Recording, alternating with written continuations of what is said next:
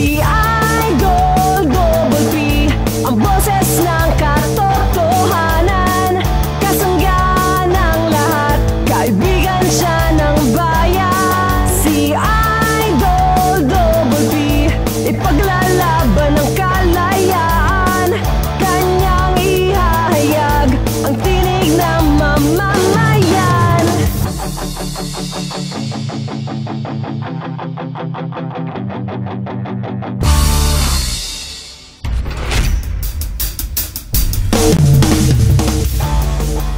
Magandang tanghali Pilipinas at sa lahat po ng mga Nova Ecijano sa nanonood po sa atin dito sa lalawigan at saan magpanig ng mundo. Ako po ang inyong kaibigan, Shane Talentino, sa ngalan pa rin po ni Sir Philip Double Picture. At kasama rin po natin ngayon ang aking partner na si Clariza. Magandang tanghali sa iyo, Clariza. Magandang tanghali sa iyo, Shane, at syempre sa ating mga manonood. Ako po si Clarissa de Guzman at welcome po sa aming programa para sa mga ngayon pa lamang po nakapanood, kung saan po mas lalo po naming pinasasaya at ginagawang interesante ang mga inihahatid naming impormasyon at mga balita. Kasama ang buong pwersa ng himpilan ng TV48 tuwing mga araw ng Miyerkules at Biyernes alas 12 po ng tanghali. At syempre, Ms. Clariza, bago nga tayo magpatuloy sa ating balitang unang sigaw, ngayong All Souls Day o araw ng mga kaluluwa, uso na naman ang mga katatakutan. Iba't ibang karanasan o kwentong nakakatakot na naman ang ating maririnig o mapapanood po sa telebisyon. At marami sa atin ang hindi naniniwala sa multo. At may ilan naman na naniniwala, dala na rin ng kanilang karanasan, lalo na sa mga karatig nating probinsya. Huwag na tayong lumayo. Dito mismo sa Nueva Ecija ay maraming mga kwento katatakutan na mas nangingibabaw sa isipan ng mga tao, syempre, ng mga naniniwala yung tungkol sa multo po. Kaya naman, nagtanong-tanong na nga po tayo sa ating mga kababayan kung ano nga ba sa palagay nila ang nakakatakot, ang multo ba o ang buhay na tao? Yan po ang ating alamin sa Puso ng Bayan dito lamang po sa ating Kalye Survey. Boses ng mamamayan. Iba't ibang opinyon ng taong bayan. Ang gusto ko talaga Ating alamin sa Kalye Survey. Totoong tao po. Kasi yung totoong tao po mapagsasabihan kang cheater.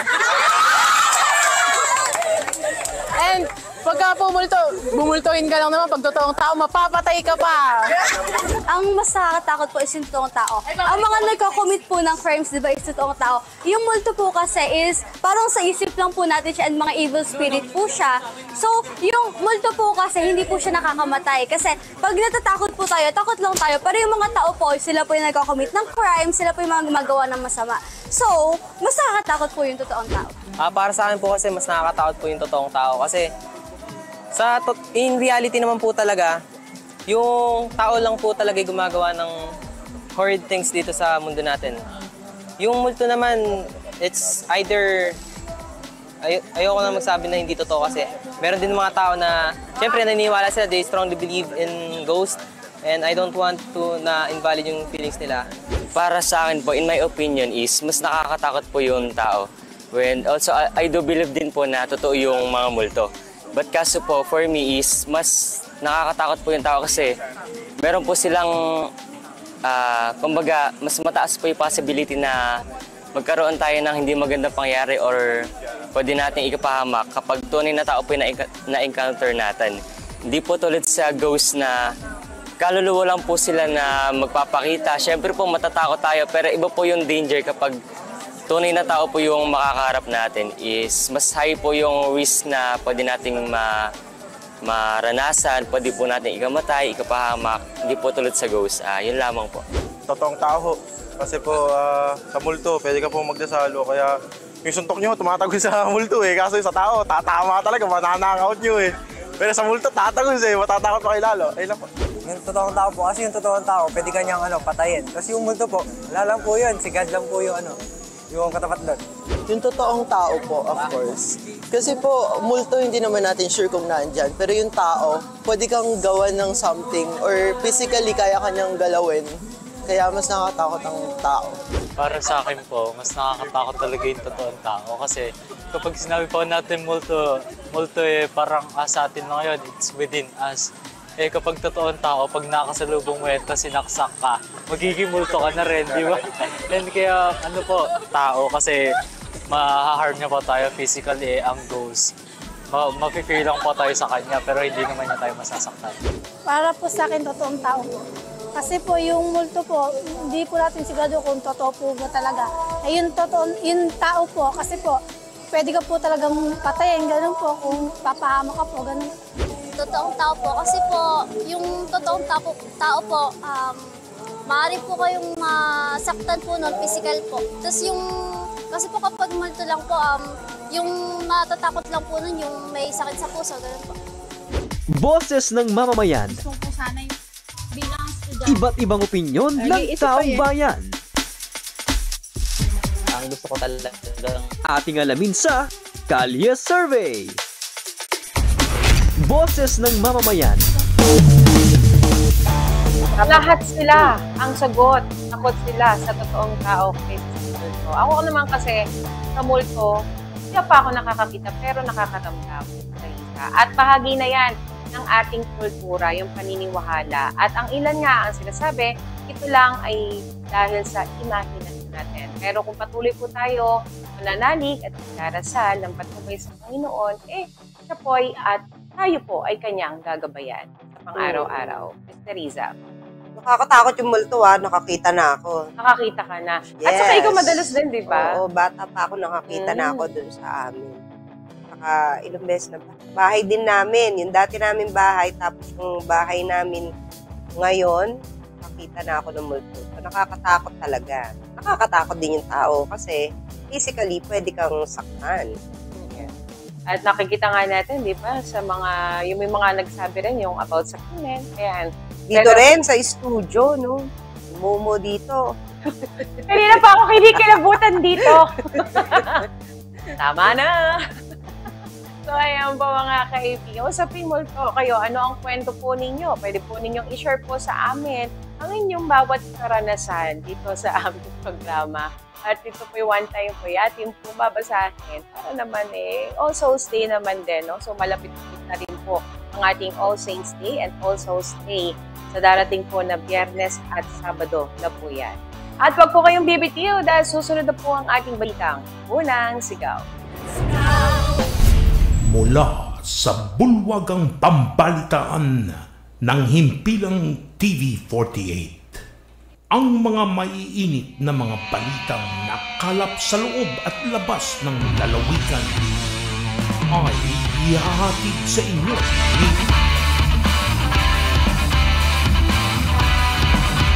Philip Double P. Dixon kasama sina Shane Valentino,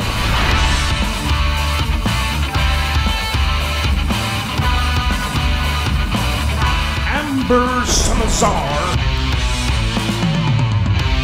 Narito na ang balitang Unang Sigaw. At sa ulo ng mga balita, GSIS, SSS, nagbukas ng emergency loan sa mga miyembro at pensioners. Sa ating bantay krimen, lasing na pasahero sinaksak ang tricycle driver sa bayan ng Saragossa. At para naman po sa balitang nasyonal, papel ng kababaihan, ibinida ni Pangandaman. Gobyerno, maagang naghanda para sa Bagyong Leon. At para naman po sa ating fuel update, dagdag presyo sa mga produktong petrolyo, ikinasal na po ng mga kumpanya ng langis. Pangulong Marcos, personal na nagbigay ng tulong sa mga biktima ng Bagyong Christine sa Camarines Sur. At para pa po sa iba pang balita, habal-habal, isa sa mga hari ng kalsada sa Visayas at Mindanao. At sa ating viral news, babae nakatanggap ng sagot mula sa inaplayang trabaho makalipas po ang 48 taon. At para naman po sa ating trivia, fungi na kayang tumunaw ng plastic, natuklasan ng mga scientists. At narito na nga po ang mga balita sa oras na ito. GSIS, SSS, nagbukas ng emergency loan sa mga miyembro at pensioner. Nagbukas na ng emergency loan ang Government Service Insurance System o GSIS at Social Security System o SSS para sa mga pangangailangan ng kanilang mga miyembro at pensioner na apektado ng Bagyong Christine. Nauna nang binuksan ng GSIS ang nasabing pautang sa mga taga-Albay at Naga City at handa rin ang ahensya sa iba pang mga lugar na magdedeklara ng state of calamity. Sinabi ni GSIS President at General Manager Vic Veloso sa mga miyembro at pensioner na gamitin ng GSIS Touch para mas ligtas at mas madaling magsumite ng mga loan application at insurance payment, gayon din ang pag-access ng membership at pension records. Makakautang ang mga miyembrong walang kasalukuyang binabayarang emergency loan ng hanggang 20,000 pesos. Samantalang mga may balanse pa ay maaari pa rin mag-loan hanggang sa maging 40,000 pesos po ito. Para maging kwalipikado sa pag-apply ng emergency loan sa GSIS, kailangan nagtatrabaho pa sila at hindi naka-leave without pay at walang pending na administrative o legal na mga kaso. Kailangan din bayad ang kanilang 6 na buwang premium at ang net take-home pay ay umaabot sa 5,000 pesos. Para sa mga pensioners, kailangan may kukubrahin pa rin sila na 25% na pension kahit isama ang loan amortization. Samantala sa SSS, base po sa pension fund, maaaring mag-apply ang SSS members ng loan kapag nakapagpulog ng kontribusyon sa loob ng 36 na buwan, kung saan ang 6 dito ay sa loob ng huling 12 buwan. Kung nais namang mag-avail ng 2 buwang salary loan, dapat na nakapaghulog ng 72 na kontribusyon. Ayon sa SSS o ayon kay SSS Senior Vice President Pedro T. Baoy, bahagi ito ng proactive response upang matulungan ng mga nagigipit nitong miyembro at pensioner. Binigyan din ni SSS sa tanging ang mga miyembro na hindi umaabot sa edad na 65 at hindi pa nakakakuha ng final benefit tulad ng total disability at retirement ang papayagang umutang. Para naman sa mga retiree pensioners, maaaring mag-apply para sa SSS pension loan na katumbas ng 3 hanggang 12 beses ang kanilang basic monthly pension. Kabilang ang 1,000 pesos na karagdagang benepisyo, subalit hindi lalagpas po sa maximum na 200,000 pesos. Maaaring sumite ang salary loan application online sa pamamagitan po ng my.sss portal. Paalala po sa mga magulang at nakatatanda, kailangan po ng patnubay ng inyong mga anak at mga bata dahil sensitibong balita po ito.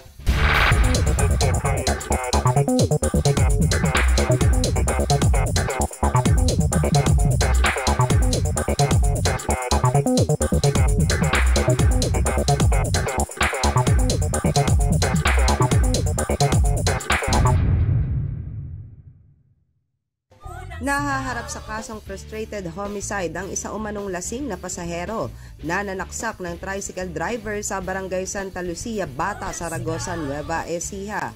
Ang biktima ay 59 years old na residente ng Barangay Concepcion West ng naturang bayan. Base sa inisyal na investigasyon ng pulisya, alas 3 ng madaling araw noong October 26, 2024, nang sumakay sa terminal ng tricycle ang sospek at nagpapahatid sa Barangay Santa Lucia, Matanda, Saragosa. Sinabi umano ng sospek sa driver na wala siyang pambayad sa pamasahe. Ayon naman sa salaysay ng biktima, habang bumabiyahe ay pinahinto siya ng sospek dahil iihi umano ito. Ngunit nagulat na lamang siya nang bigla na lang siyang atakihin ito ng saksak sa likod. Sa kabila ng tinamong sugat ay nagawa nitong makarating at dumulog sa police station.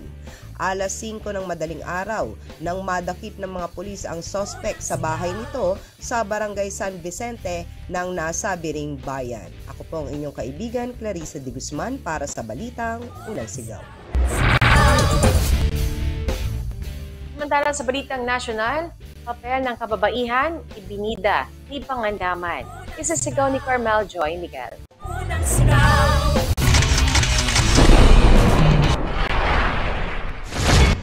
Nananatili umano ang commitment ng bansa sa pagtataguyod ng women empowerment, partikular ang kanilang mahalagang papel sa pagsusulong ng kapayapaan. Ito ang binigyang diin ni Budget Secretary Amena Mina F. Pangandaman sa kanyang talumpati sa pagbubukas ng International Conference on Women, Peace and Security o ICWPS sa Philippine International Convention Center, kung saan ibinahagi niya ang mga hakbang ng gobyerno sa pagsusulong ng mahalagang papel ng mga kababaihan sa pagpapanatili ng kapayapaan at seguridad sa bansa. Ipinaliwanag ni Pangandaman ang importansya ng pagsasama-sama at pagtutulungan partikular sa naranasang kalamidad ng bansa dulot ng Bagyong Christine, kaya napapanahon umano ang pagtalakay sa nababagong panahon at seguridad sa mga kababaihan. Dialogue is always a good start. Ani Pangandaman patungkol sa nagdaang kalamidad na nagsilbing malaking hamon sa mga kababaihan sa mga apektadong lugar. Ipinunto ng kalihim ang kaugnayan ng ICWPS sa United Nations Security Council Resolution 1325 na naitaguyod noong Oktubre 2000. Nananawagan sa mga kababaihan na palawigin ang partisipasyon sa pagpabawas ng hindi pagkakaintindihan at sa pagresolba ng mga ito. Nabanggit din ng DBM Chief ang pagtatatag ng Bangsamoro Autonomous Region in Muslim Mindanao kasabay sa pagbuo ng Bangsamoro Women Commission na nakatutok sa malaking papel ng kababaihan sa pagpapaunlad at pagpapanatili ng katahimikan sa naturang rehiyon. Nagsisilbi si Pangandaman, natatanging Muslim sa gabinete, bilang co-chairperson ng Intergovernmental Relations Body, isang intergovernmental body na nagkakaloob ng institutional mechanism para sa kooperasyon at koordinasyon ng BARMM at ng national government. Ipinaliwanag din ng kalihim ang commitment ng Pilipinas sa tinatawag na gender-responsive budgeting na nagpapatupad ng Women's Budget Policy na nagtatakda ng hindi bababa sa 5% pondo ng mga ahensya ng pamahalaan para sa mga gender program. Bukod dito, ipinabatid din rin ni Pangandaman ang commitment ni President Ferdinand R. Marcos Jr. kaugnay sa elevating women to more prominent roles as well as greater voice na makikita sa komposisyon ng mga gabinete, tampok ang 5 babaeng minister. Nanawagan si Pangandaman sa mga delegado ng ICWPS na magbahagi ng mga estratehiya, mga epektibong hakbangin at karanasan para tugunan ang mga nangyayaring banta sa seguridad, kabilang ang mga problemang pangkalusugan at cybersecurity na nangangailangan ng makabagong solusyon para palakasin ang partisipasyon ng mga kababaihan at magsilbing instrumento ng pagbabago sa lipunan. Ang 3 araw na kumperensya ay nagtatampok ng 2 pinagpipitagang panel na tinitiyak ang makabuluhang implementasyon ng WPS agenda at 4 na napapanahong diskusyon sa pulisiya at praktikal na aspeto nito. Ako po si Carmel Joy Miguel para sa balita.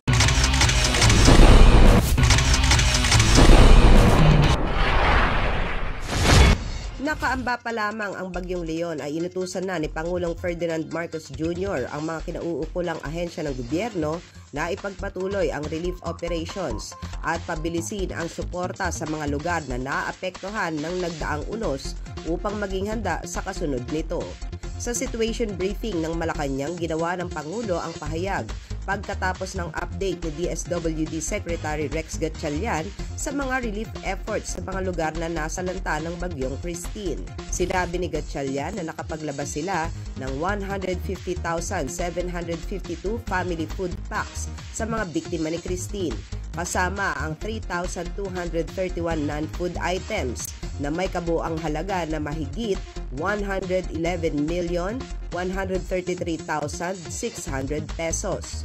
Mayroon anyang pambansang stockpile ang DSWD na 1,905,700 family food packs na nagkakahalaga ng lampas sa 1.4 billion pesos. Ako po ang inyong kaibigan Clarissa de Guzman para sa Balitang Unang Sigaw. Nakita naman po natin na hands-on ang ating Pangulo sa pagtitiyak na patuloy ang gobyerno sa pagbibigay ng lahat ng uri ng tulong sa mga biktima na nagdaang bagyo, lalo na po sa Bicol Region. at hindi huminto sa pagbibigay ng relief goods and pati na rin sa pagre-rescue, ano? Kaya sa mga kawani ng gobyerno na gumagampan po sa kanilang tungkulin kapag panahon po ng kalamidad, saludo po kami sa inyo. At para naman po sa ating fuel update, dagdag presyo sa mga produktong petrolyo, ikinasa po ng mga kumpanya ng langis. Isisigaw sa report ni Ismael Supetran.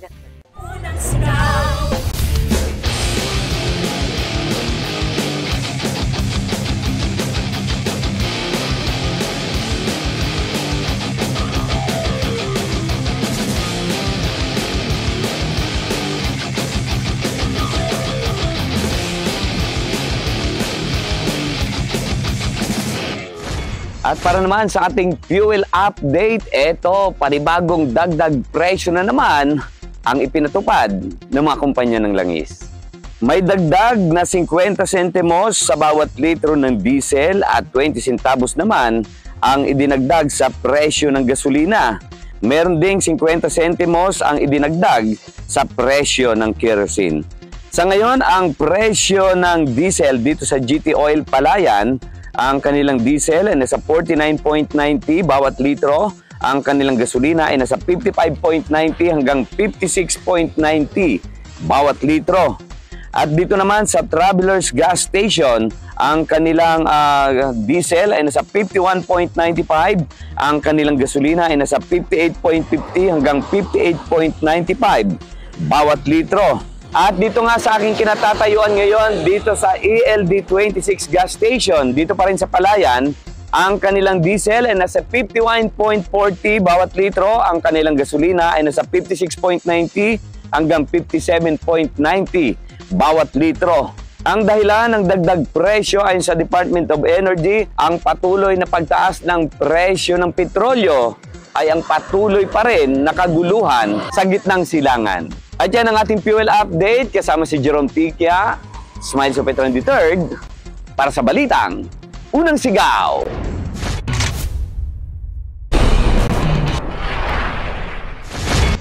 Nagbigay ng ayuda sa mga biktima ng Bagyong Christine si Pangulong Ferdinand R. Marcos Jr.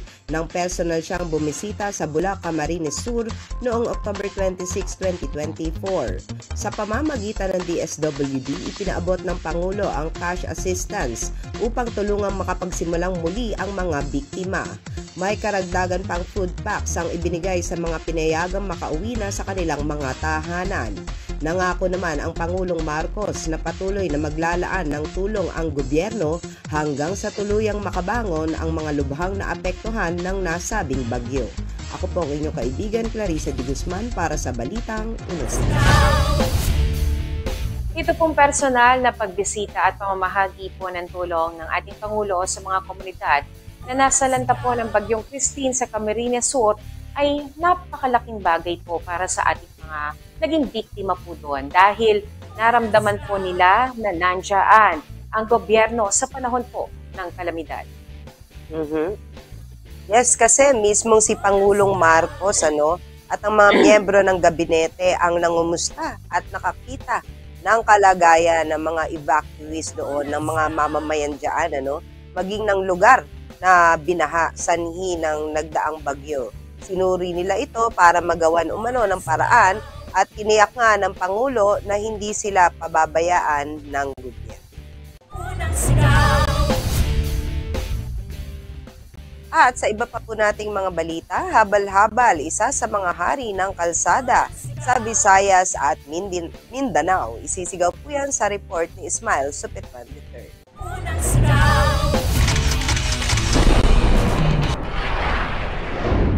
Kung dito sa Kabanatuan ay hari ng mga kalsada ang mga tricycle, kaya tinaguriang Tricycle Capital of the Philippines ang Cabanatuan City.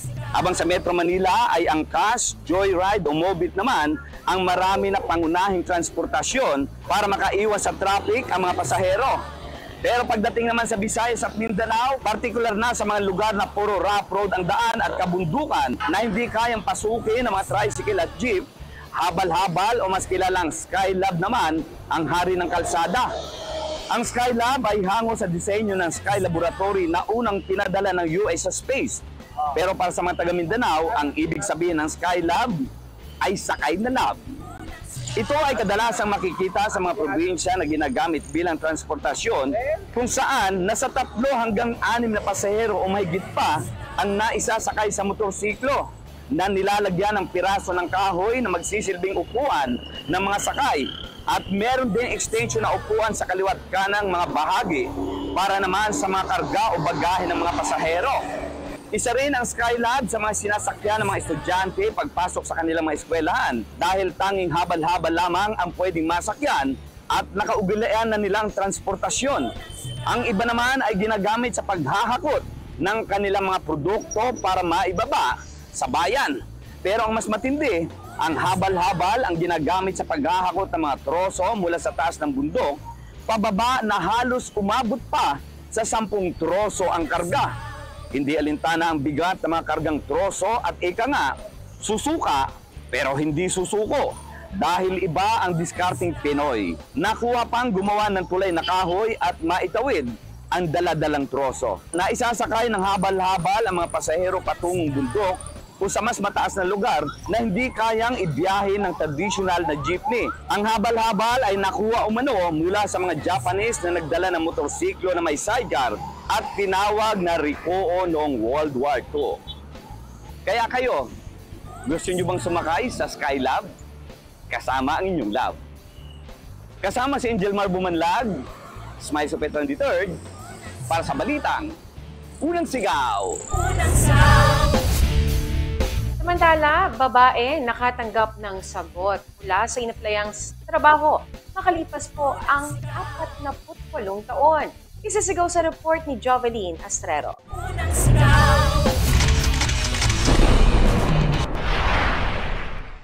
Sa mga job interview, madalas sabihin ng mga prospective employer sa mga aplikante na tatawagan na lamang sila o makatatanggap sila ng update pagkalipas ng 1 o 2 linggo. Ngunit kadalasan ay hindi na iyon nangyayari. Pero para sa isang aplikante na si Tizzy Hodson mula sa Gedney Hills sa Lincolnshire na nag-apply ng trabaho noong dekada 70, mas mabuti na ang huli kaysa sa wala. Dahil sa wakas, ang matagal na niyang hinihintay na sagot ay dumating na pagkalipas ng 48 taon. Ayon sa ulat, ang 70 taong gulang na si Hodson ay nagpadala ng aplikasyon para maging motorcycle stunt rider sa pamamagitan ng sulat noong Enero 1976. Sa mga sumunod na taon ay hindi nasagot ang aplikasyon ni Hodson at napag-alaman na natagpuan ito sa likod ng isang drawer sa post office. Naibalik kay Hodson ang kanyang liham ng aplikasyon na may sulat kamay na late delivery by Staines Post Office, found behind the drawer, only about 50 years late. Sa panayam sa kanya, inihayag nito ang kanyang pagkamangha sa misteryo kung paano at sino ang nagbalik ng liham sa kanya. Dahil mahigit 50 beses na anya siyang lumipat ng bahay, 4 o 5 beses pang nagpalipat-lipat ng bansa. Sa araw-araw na paghihintay na wala namang nakuhang tugon, ay nadismayaan niya siya dahil gustong-gusto talaga niyang maging motorcycle stunt rider. Dahil sa kawalan ng balita, nagsimula siyang maghanap ng ibang trabaho. Lumipat siya sa Africa at naging isang snake handler at horse whisperer. Kalaunan natutunan niyang magpalipad ng eroplano at naging aerobatic pilot at flying instructor. Jovelyn Astrero para sa Balitang Unang Sigaw. Fungi na kayang tumunaw ng plastic na tuklasan ng mga scientists. Isisigaw po yan ni Carmel Miguel.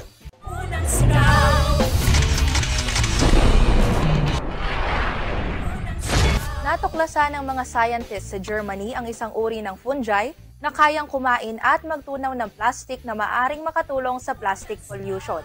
Ayon sa mga researchers mula sa Leibniz Institute of Freshwater Ecology and Inland Fisheries sa Berlin, nakita nila ang mga microfungi na ito sa Lake Stechlin at ito ay nabubuhay gamit lamang ang plastic bilang pagkain.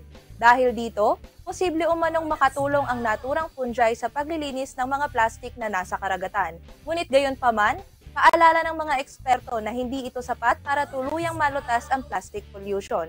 At ang pinakamabisang solusyon pa rin ay bawasan ang paggamit ng plastic. Ako po si Carmel Joy Miguel para sa ating trivia. Palaging manood ng Balitang Unang Sigaw para manalo po ng 300 pesos worth ng load kapag una kang nakasagot sa tanong na ito. Anong tulong ang ipinagkaloob ang ibinigay ni Pangulong Ferdinand Marcos Jr. sa mga nabiktima ng Bagyong Christine sa Bula, Camarines Sur?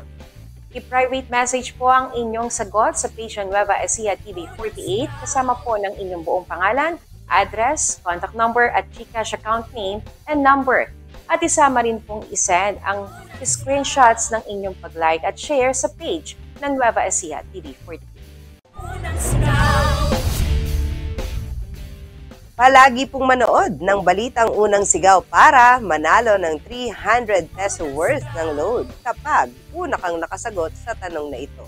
Magkano ang kabuang halaga ng family food tax at non-food items na nailabas ng DSWD para sa mga nabiktima ng Bagyong Christine base yan sa report ni Secretary Rex Gatchalian sa situation briefing sa Malacanang. I-private message po ang iyong sagot sa page ng Nueva Ecija TV 48 kasama ng iyong buong pangalan, address, contact number at GCash account name and number. At isama pong isend ang screenshots ng inyong pag-like at share sa page ng Nueva Ecija TV 48. At batiin na natin ng happy birthday ang ating tatay dito sa TV 48, Sir Philip Double P. Picture. Magbati po mula po sa inyong pamilya at pamilya TV 48. Happy birthday kay Double P. At batiin din natin ng kanyang kaarawan, si Larry sa Bularse. Ayan, dati po nating kasamahang reporter dito sa TV48. Happy birthday, Larry, 29 years old. Happy birthday kay Larry. At ngayon din kay Ate Camille Naganyo. Happy birthday po, Ate Camille, manager po ng PIA Nueva Ecija. Happy birthday kay Ma'am Camille.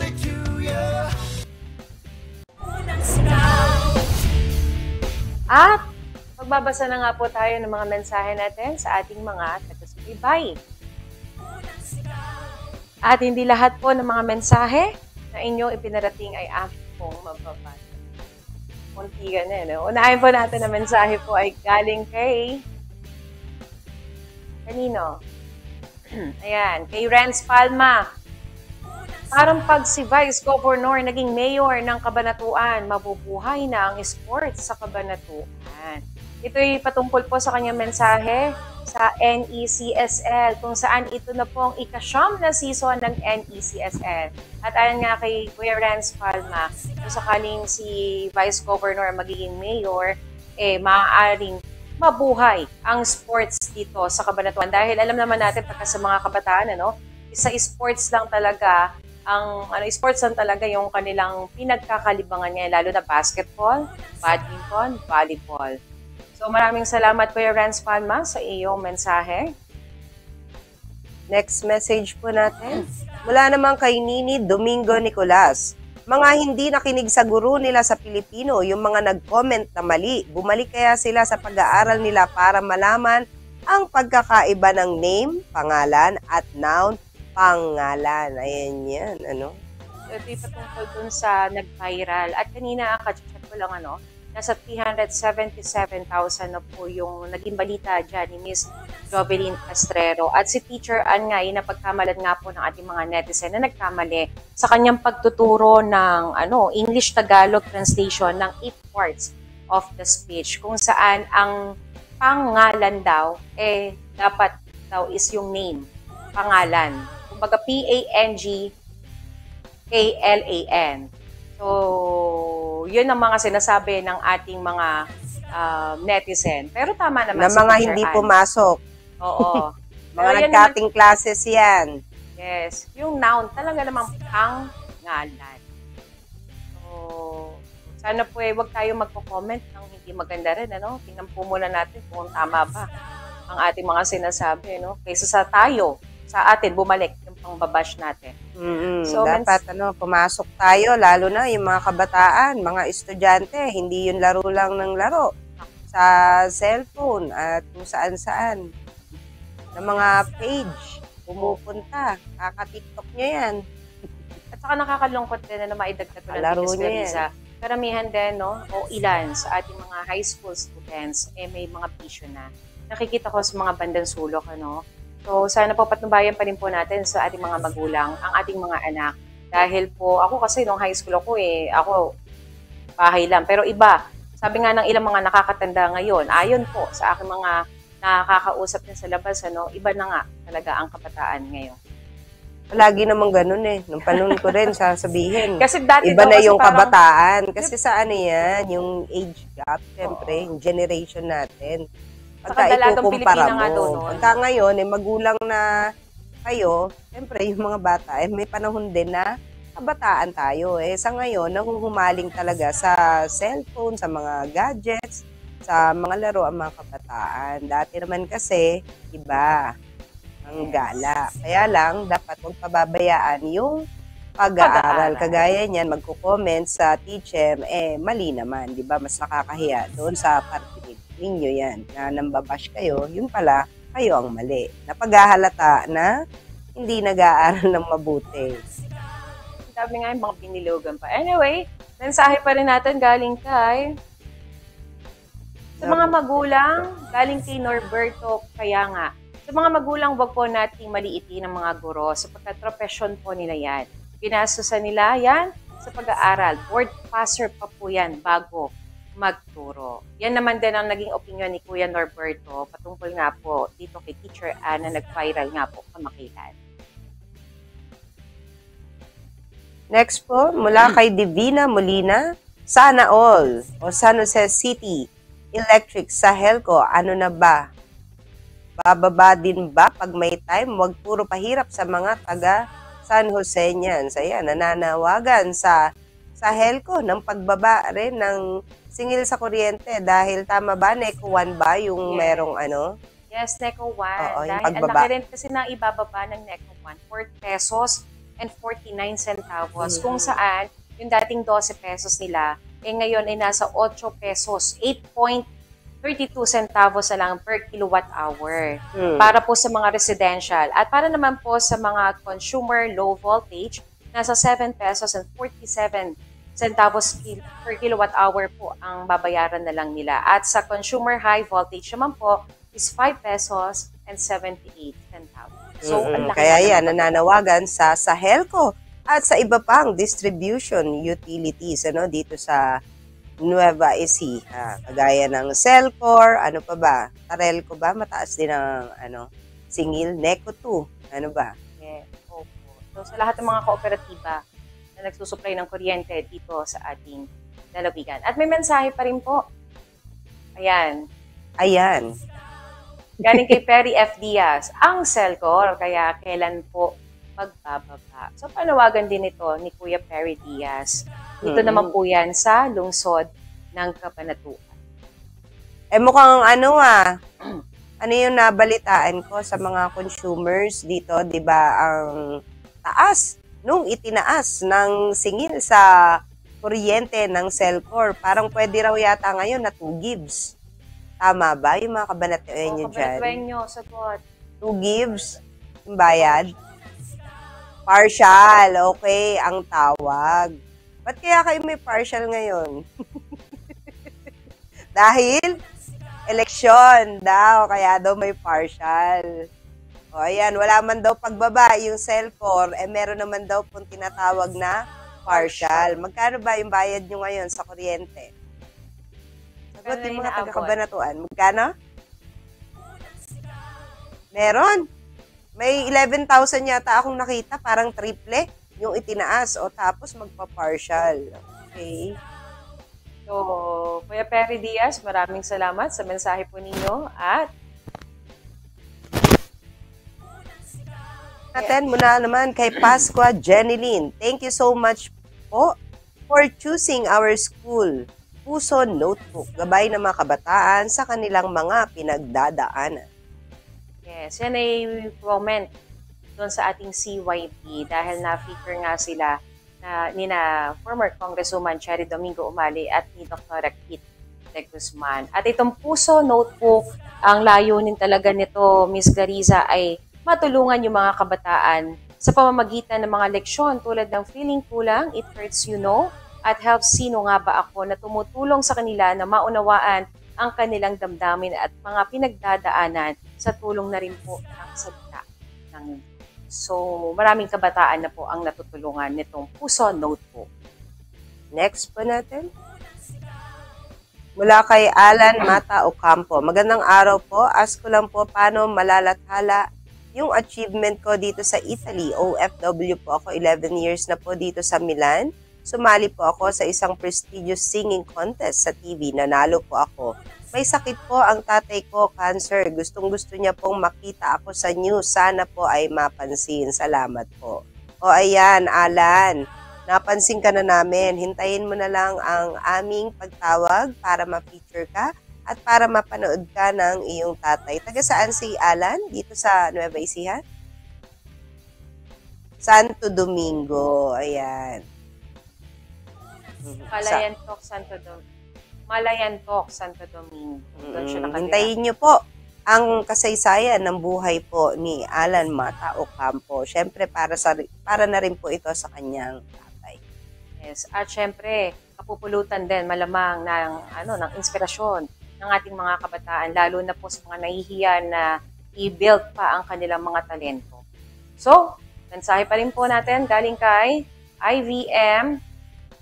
Good AM po. May schedule of games na po bang NECSL Volleyball? Salamat po. Tatanong lang natin, Miss Clarissa, dito kay Sir Johan, at may mga pagbabago pa rin doon sa schedule of games. Pero nagsimula na po ang laro para sa basketball kahapon. At naisa na nga sa mga nanalo dyan ang Wesleyan University Philippines sa basketball. At syempre, congratulations din sa ating Miss NECSL Season 9 from Wesleyan University na si Ika Yashin Manuel. At ang first runner-up dito, Miss Clarissa, from CLSU. So congratulations sa lahat ng winners natin ng Miss NECSL Season 9 at sa mga nagsipagwagi rin para sa kanilang unang laban para sa basketball. Next po natin. Wala na. Wala na. At yan po ang mga balitang umalingaw ngayong araw na ito na ating nakalap mula sa loob at labas ng ating bansa. Ako pong muli, si Clarissa de Guzman. At eto po ang ating set ay hatid sa atin ng DPTV System and Technology.